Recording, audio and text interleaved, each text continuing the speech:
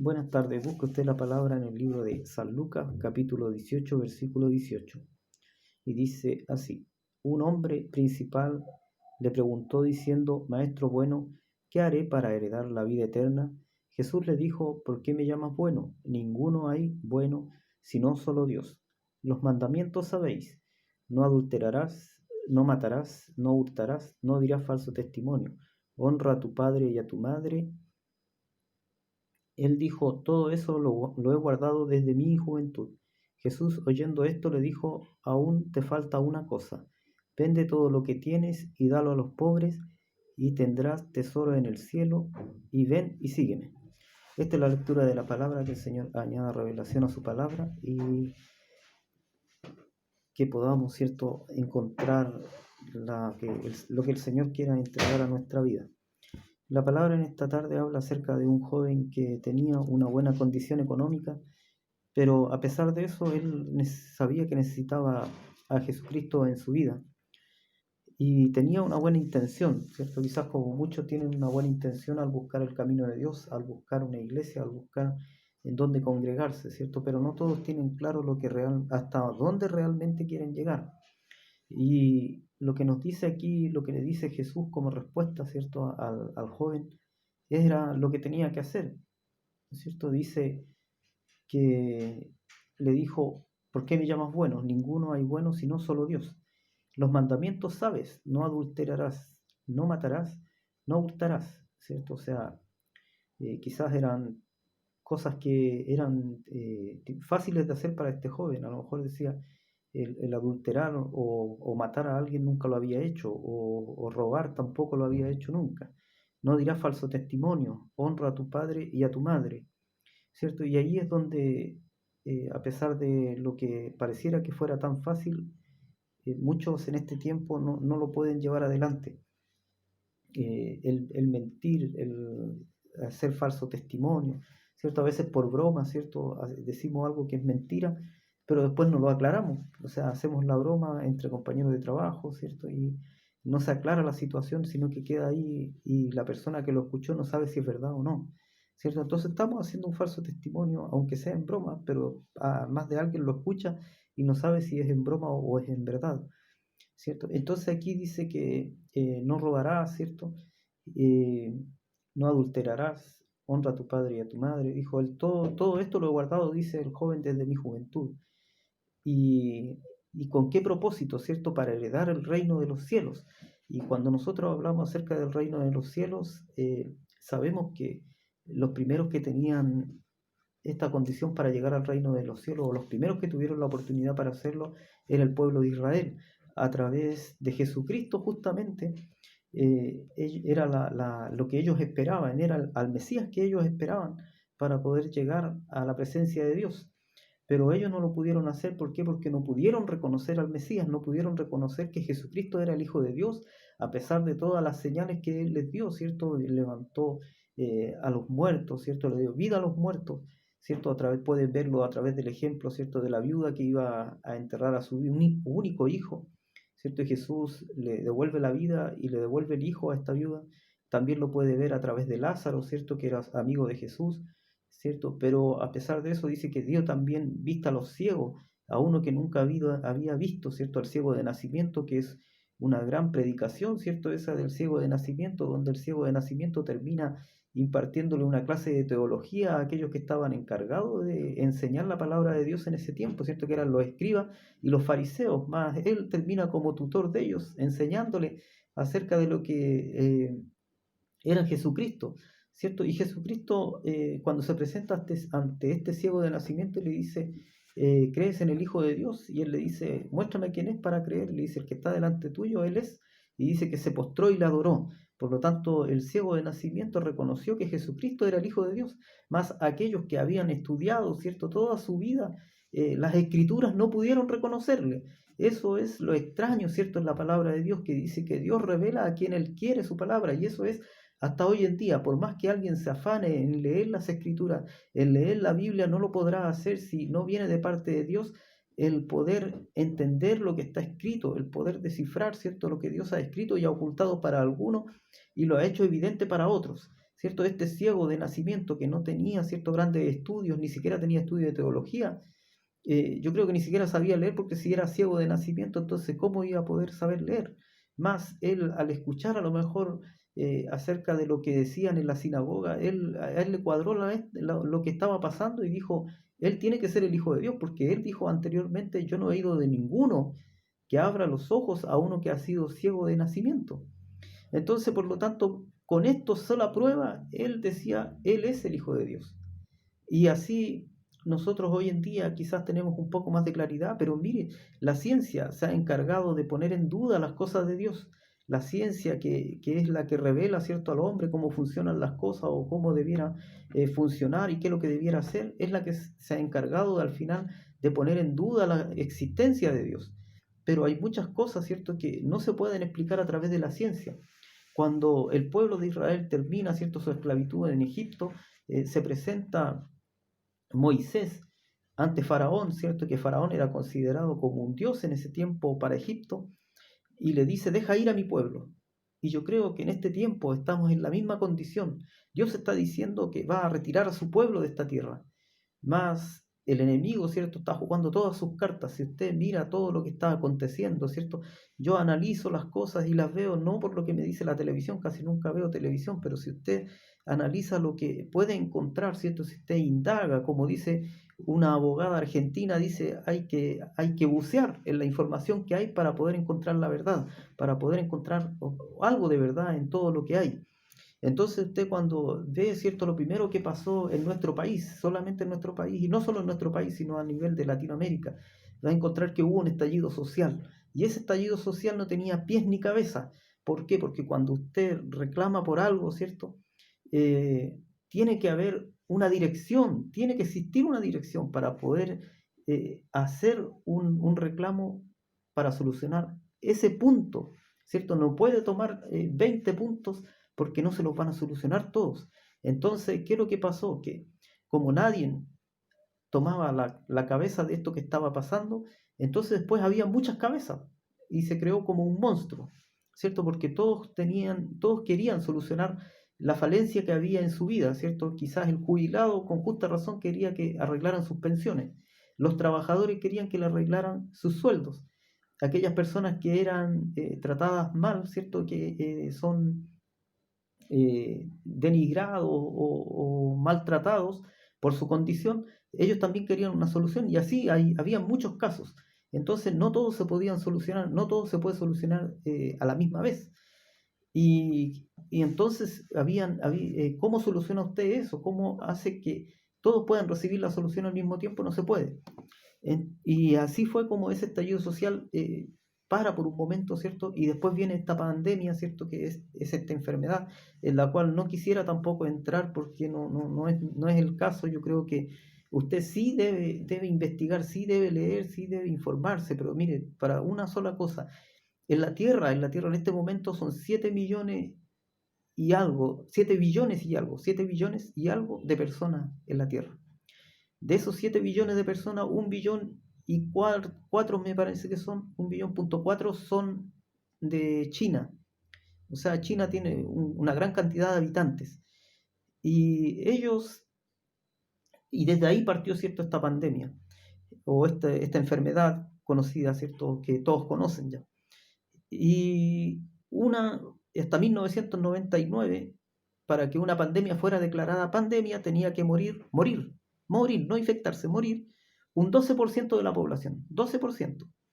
Esta pandemia ha matado a un 1%, y estamos acercando el número porque es menos de un 1%. Entonces no quiero decir con esto yo que no sea importante que la gente está muriendo, sí es importante que la gente está muriendo, pero tiene que usted analizar qué es lo que está pasando también en la parte económica. Se está muriendo la economía y va a morir la economía sobre todo de Latinoamérica y Centroamérica. ¿Por qué? Porque los otros países, los países desarrollados, siempre van a tener un colchón económico del cual agarrarse, ¿cierto? Pero los países latinoamericanos es como las casas, es como la gente de la clase obrera que vive del día a día y vive del sueldo que le entregan mensualmente. Algo así pasa en los países de Latinoamérica. Entonces, bueno, no quiero entrar más en ese problema, pero sí la palabra de Dios dice que el pueblo de Israel perece, ¿cierto? Pereció, mi pueblo perece, ¿cierto? Por falta de sabiduría, por falta de conocimiento. Y así ha sido hasta el día de hoy. La gente se conforma con lo que escucha, no busca, ¿cierto? Yo le insto a usted que busquen la palabra de Dios, que lea la palabra de Dios, que se instruya en la palabra de Dios, que no crea todo lo que le dicen. No pase tanto tiempo metido en la televisión, porque la televisión pertenece, tiene dueño. Tiene un dueño y ese dueño es el que da la línea editorial para lo que usted ve. Si usted compara, ¿cierto?, los noticieros de cualquier canal, si pudiera compararlos, ¿cierto?, en un día los noticieros, va a encontrar que dicen casi exactamente lo mismo. Entonces, por eso yo le insto a usted que usted trate de buscar información, pero no solamente lo que sale en la tele, sino busque para que usted tenga sabiduría. Busque la palabra de Dios sobre todo, porque si usted dice que tiene una buena base en lo espiritual, entonces no va a haber nadie que le mueva. Y Dios le va a guardar, así como guardó al pueblo de Israel, ¿cierto? Mientras era liberado de Egipto, ¿cierto? Egipto pasó por muchas plagas, pero el pueblo de Dios estaba siempre guardado, no pasó por ninguna de ellas. La última plaga que pasaron fue la muerte de los primogénitos, y para eso mataron un cordero, ¿cierto? Y la sangre de ese cordero la rociaron en los dinteles de la puerta, en los postes y en los dinteles de la puerta. Y así la muerte, cuando vino a llevarse a los primogénitos, pasó de largo por las casas de los israelitas. Hoy en día yo creo que está sucediendo lo mismo. Si usted tiene fe, si usted guarda su hogar y usted ora por su hogar, la muerte va a pasar de largo. Pero yo creo que es tiempo de buscar a Dios. Ahora viene algo que es bien complicado y tuve que eliminar un video que estaba haciendo porque se me complica bastante el editar un video, así que me sale más fácil volver a grabarlo. Y ahí es donde decía yo que para poder, ¿cierto?, llevar adelante la sanidad de una persona, para poder hacer que esta persona vuelva, ¿cierto?, a circular en la sociedad, si no tiene problemas son más de 15 días, ¿cierto? En esta enfermedad que está pasando, a ustedes van, lo dejan en su hogar, le detectan el virus y le dice que se vaya a su hogar y que se aísle dentro de su hogar. Imagínense las casas, yo por lo menos en esta casa donde yo vivo tengo 3 dormitorios, 3 dormitorios y no tengo más. Y vivimos, eh, deberíamos vivir 5 personas o 6 personas. Entonces, ¿cómo aísla usted a una persona si están como las piezas justas? Y en otras casas hay más gente todavía y viven y los dormitorios son los mismos. Entonces es muy difícil de hacerlo, muy difícil de poder aislar a una persona. ¿Y qué pasa si se enferma más de uno? ¿Cierto? Entonces, todas esas cosas son que no vale la pena ya desmenuzarla más porque no entra dentro de la palabra de Dios, pero sí quisiera yo que usted lo analizara, que usted pensara un ratito acerca de lo que está viviendo, porque finalmente para que usted pueda orar, para que usted pueda tener una dirección, cómo pedirle a Dios, tiene que tener información, tiene que escudriñar acerca de lo que necesita realmente para su vida, para proteger a sus hijos, para proteger a su familia. Y eso es lo que quisiera en esta tarde. Mire, yo creo que estamos, al igual que el pueblo de Israel, esperando la salida solamente. Así como Israel se preparó, ¿cierto? Preparó ese animal y lo mataron y pusieron la sangre, ¿cierto?, en los dinteles, porque después de eso ya sabía Dios que Faraón iba a tener que dejar salir a su pueblo. Y así fue, dejó salir a su pueblo. Entonces dice que ese pueblo, cuando se fue, eh, aquellos que los que los tenían en Egipto por esclavos, dice que les dieron una recompensa por su trabajo, por lo que habían hecho, ¿cierto? Y le dieron joyas, y le dieron oro, y le dieron plata, ¿cierto? Y entonces nosotros estamos en ese tiempo en que nosotros tenemos que salir y prepararnos para poder salir, pero siempre hay una salida, o sea, siempre se va a salir de algo, pero hay que ponerse en marcha, hay que prepararse. Entonces, ¿cómo se está usted preparando si usted dice que estamos en el tiempo final? ¿Cómo se está preparando si usted dice que ya viene Cristo y viene pronto? ¿Está haciendo algo para eso? ¿Está preparando sus vestidos? ¿Está poniéndose a cuenta con el Señor? ¿Qué es lo que está haciendo para poder heredar el reino de Dios? Entonces dice, mire, estuve viendo el otro día un mensaje en donde me llamó mucho la atención lo que decía, nunca lo había visto así de esa manera y tomé algunas notas.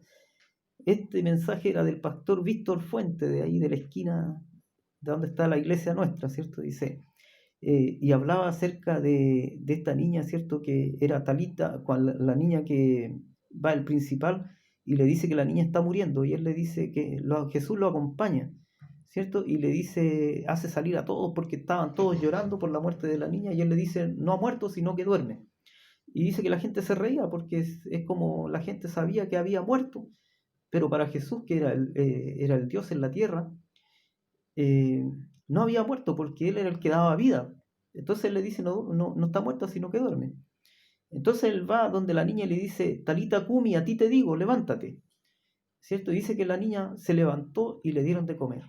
Entonces el pastor, cuando predicaba y exhortaba este mensaje, decía que muchas veces nosotros queremos salir del lugar donde estamos, queremos salir de la situación que estamos viviendo, pero no nos levantamos ni nos movemos del lugar donde estamos porque es cómodo.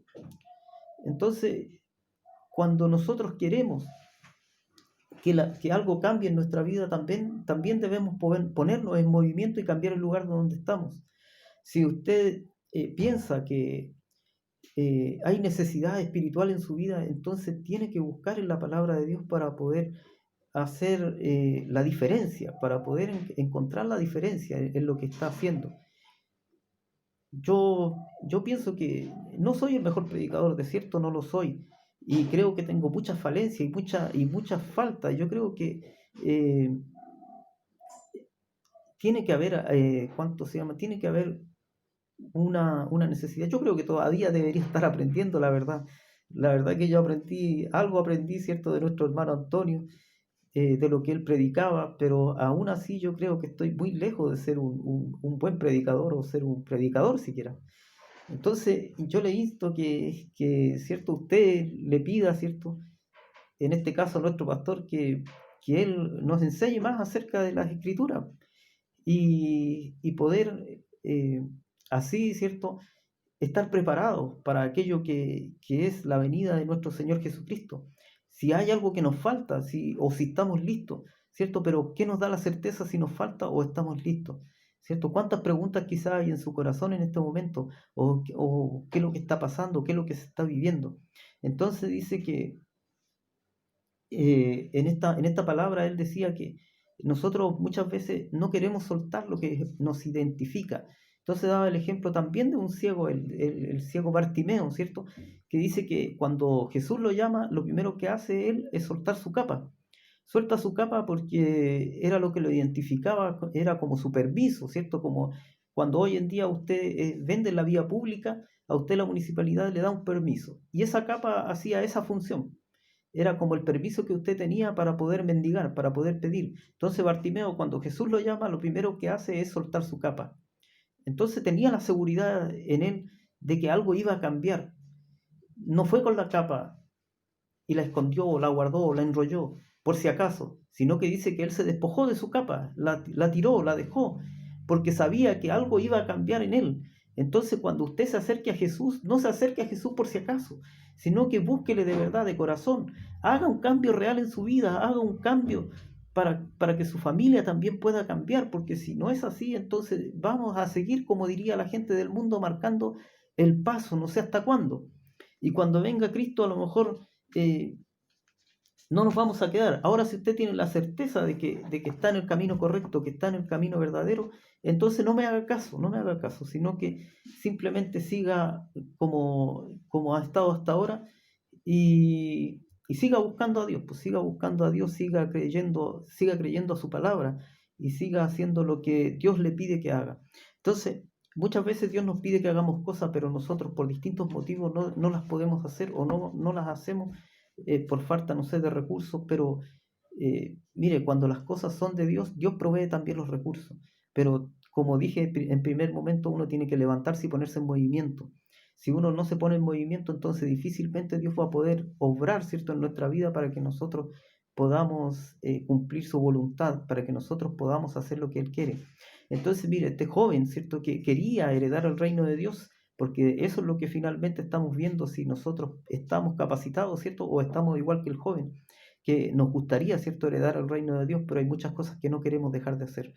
Y en esas cosas está, ¿cierto? Aquí Jesús da como una pista, no una pista, sino que da como una dirección acerca de qué es lo que debemos dejar. Entonces Jesús le dice, los mandamientos sabes, ¿cierto?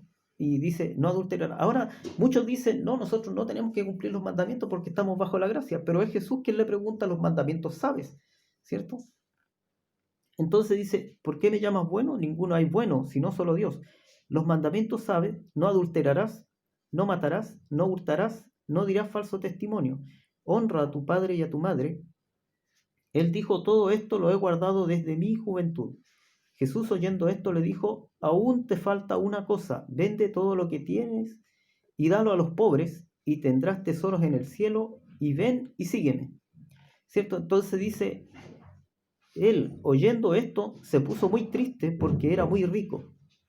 Al ver Jesús que se había entristecido mucho, dijo, cuán difícilmente entrará en el reino de Dios los que tienen riqueza. ¿Cierto? Entonces dice que va a ser muy difícil porque aquel que tiene riqueza en este mundo le gusta acumular su riqueza. Entonces ama también su riqueza. Pero lo que no pueden entender es que la vida del hombre y de la mujer eh, dura 70 años. Dura 70 años y después de eso la persona muere. Y entonces todo lo que juntó, todo lo que acumuló la vida, no va a poder llevarse todas las riquezas que juntó o todas las casas que obtuvo, sino que partirá y sus herederos podrán disfrutar lo que él acumuló, pero él no. Y entonces esto es lo que quería señalar en esta tarde. Lo primero que nos insta, ¿cierto? Jesucristo a través de su palabra es a buscar el reino de Dios. Y que hay cosas, ¿cierto?, que debemos hacer. Quizás una de las cosas que más cuesta hoy en día es las que nombra acá, ¿cierto? No, no matarás, quizás no, eso no es difícil, pues, o sea, no, eh, si no entramos en mayores detalles, no matarás, no hurtarás, no robarás bajo ninguna circunstancia, tendríamos que decir, ¿cierto? Y después dice, no levantarás falso testimonio. Y dijo, todo eso he hecho desde mi juventud, ¿cierto? O sea, quiere decir que él era un buen joven. Era un buen joven con buenos sentimientos, pero había algo que le faltaba, que era soltar el amor al dinero. Eso era lo que tenía él y por eso Jesús se lo dice. O sea, vende todo lo que tienes y sígueme. O sea, no era menor lo que le decía, sino que le estaba diciendo, si tú dejas todo lo que tienes, vendrás conmigo. Iba a ser uno de sus discípulos, iba a estar cerca con el maestro ahí en el camino, iba a poder tener la seguridad de que había aprendido lo correcto de lo más cercano, de la fuente fidedigna, ¿cierto? De lo que Dios quería para el hombre. Entonces Dios en todo momento ha estado luchando para que el hombre pueda ser salvo. Y así como con mano fuerte y poderosa, ¿cierto?, liberó a Israel de Egipto, así también un día sacará a Dios a su iglesia de este mundo, ¿cierto? Para juzgar al mundo. No es que lo vaya a hacer por otra cosa, sino que es para poder juzgar al mundo y a su iglesia la va a sacar para que la iglesia no sufra, ¿cierto?, lo que va a hacer aquel juicio. Dice, todo esto guardado desde mi juventud. Jesús oyendo esto le dijo, aún te falta una cosa, vende todo lo que tienes y dalo a los pobres y tendrás tesoro en el cielo, ven y sígueme. Entonces él oyendo esto se puso muy triste porque era muy rico. Al ver Jesús que había entristecido mucho, dijo, cuán difícilmente entrarán en el reino de Dios los que tienen riqueza, porque es más fácil pasar un camello por el ojo de una aguja que entrar un rico en el reino de Dios. Y los que oyeron esto dijeron, ¿quién pues podrá ser salvo? Él le dijo, lo que es imposible para los hombres es posible para Dios. Entonces Pedro dijo, he aquí nosotros hemos dejado nuestras posesiones y hemos seguido.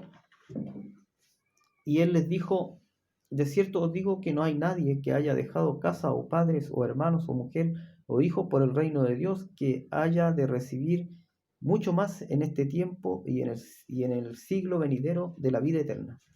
Entonces, esta es la palabra para esta tarde.